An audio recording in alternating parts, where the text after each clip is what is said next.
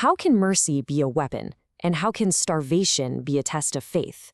It sounds like a paradox, right? Well, today we're diving into two absolutely incredible stories from the life of the Prophet Muhammad, peace be upon him. And these stories, they teach us so much about strategy, leadership, and, well, divine providence. Let's jump right in. Now, we will attack them, and they will no longer attack us. Just think about those words for a second. These are the words of the Prophet, peace be upon him, right after the huge battle of the Confederates.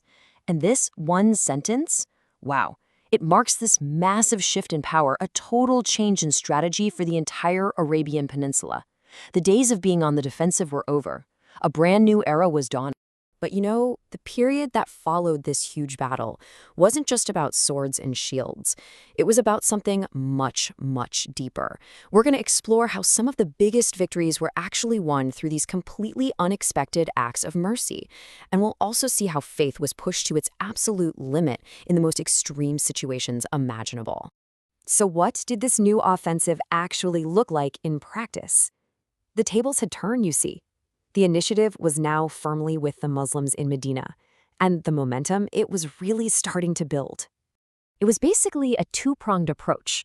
On one hand, the Prophet, peace be upon him, sent out 14 military units. Their job? To deal with hostile tribes. And on the other hand, their goal was to ramp up the economic pressure, the embargo, against the Quraish back in Mecca. And this is where our first story really kicks off. And get this, it's not a story about a big epic battle. Nope, it's about one single prisoner of war, a man whose capture would end up changing everything for Mecca itself. So this captured man, his name was Thumaamah ibn Uthal, and he wasn't just anybody. He was the chieftain of the super powerful Banu Hanifa tribe. But here's the crazy part. The guys who captured him had no idea who he was. They just brought him back to Medina and, as was the custom, tied him to a pillar in the Prophet's mosque to hold him.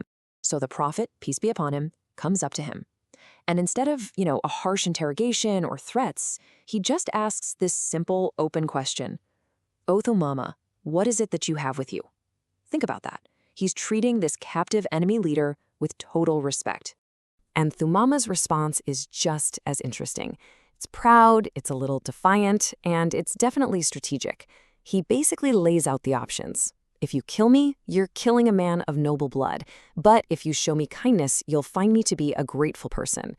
He's basically throwing down a challenge, testing the Prophet's character. So what happens next? The Prophet just leaves him for the day, makes sure he's fed well and looked after. The next day he comes back and asks the exact same question. "O Thumaamah, what is it that you have with you?" No frustration, no anger, just this calm persistence. And Thumaamah, he gives the exact same proud answer. And you guessed it, on day 3, the exact same thing happens. 3 days, same question, same answer. I mean, just imagine what's going through Thumaamah's head. What kind of effect does this patient, respectful treatment have on a man who is probably expecting the worst? And then, something completely unexpected happens. No ransom is demanded, no conditions are set, no negotiations. The Prophet, peace be upon him, just looks at his companions and says, "Release Thumaamah." Just like that, he's free to go. So Thumaamah, just completely floored by this incredible act of mercy, he walks to a nearby garden, he washes himself, and he comes right back to the mosque, not to escape, but to declare his faith. His heart wasn't won by a sword, it was won by kindness. And his words are just so powerful. He says, "By Allah, I hated no face on this earth more than yours. But now your face is the most beloved of all faces to me." So now, Thumaamah is a willing and powerful ally, and he immediately takes a strategic step that the Muslims hadn't even taken themselves. See, his tribe was the main supplier of wheat to Makkah. So what does he do? He cuts them off completely. He single-handedly creates an economic blockade that brings the entire city of Makkah to its knees. And this is where it comes full circle. The leaders of Quraish, the very same people who had fought the Prophet and persecuted his followers for years, are now desperate. They actually write to him, begging him to step in. And in one last, truly stunning act of mercy, he does. He asks Thumaamah to resume the shipments, saving his staunchest enemies from starvation. Just incredible. Okay, so that's a story of mercy as a strategy. But what happens when mercy isn't really on the table? What happens when survival is the only thing that matters? Well, now we're going to shift gears and look at the story of a military unit that was pushed to the absolute brink of human endurance. I want you to really try and picture this. You've got 300 soldiers on a really tough mission, and their food supply? It dwindles down until all they have is one single date per man per day. That's it. They'd suck on it just to make it last as long as possible and then drink some water. And then the dates ran out. They were so desperate, they started knocking leaves off of trees with their sticks and eating them. Just eating leaves to survive. And this is actually where they got their nickname, Jaysh al-Kabat, which means the army of the fallen leaves. So there they are, on the verge of starvation, walking along the coast, when something happens. Something nobody could have ever predicted. Their immense trial was about to be met by an unbelievable provision from the sea. A gigantic creature washed up on the shore. It was called Al-Anbar, a massive sperm whale.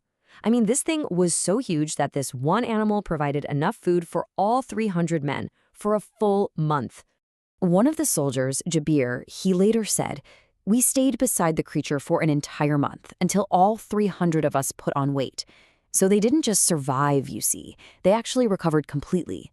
They got their strength back, all thanks to this miraculous gift from the sea." So what's the takeaway from these two very different stories from the Seerah, the life of the Prophet? Well, they're not just cool historical anecdotes. They are absolutely packed with practical lessons in leadership and even in Islamic law that are still relevant for us today. For example, this whole whale incident, it actually set a really important legal precedent. See, the general rule in Islam, based on the Quran, is that you can't eat animals that die of natural causes. But the incident with the whale established a major exception, which is also clarified in the Quran. Creatures from the sea are totally permissible to eat, even if you find them washed ashore. So when you put it all together, what do we learn? Well, we see that incredible kindness can turn your worst enemy into your strongest ally. We learn that real generosity, especially when things are tough, shows what a person is truly made of.